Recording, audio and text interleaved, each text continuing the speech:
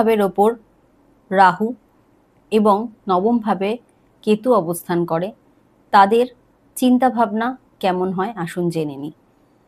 তৃতীয়ভাবে রাহু থাকলে তারা খুব রিস্ক নেওয়ার মেন্টালিটি রাখেন, যে কোনো কিছুকে এক্সপেরিমেন্ট করে এগোতে চান বা এক্সপেরিমেন্ট করতে ভালোবাসেন। আপনাদের থট প্রসেস অর্থাৎ চিন্তাভাবনা অন্যের থেকে একেবারেই আলাদা হয়।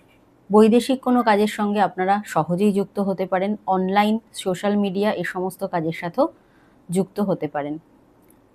ওদিকে যদি নবমভাবে কেতু থাকে সেক্ষেত্রে কিন্তু আপনারা স্পিরিচুয়াল হন, কিন্তু আপনারা কোনো ট্র্যাডিশনাল বিষয়কে সহজে অন্ধের মতো একেবারে বিশ্বাস করতে পছন্দ করেন না।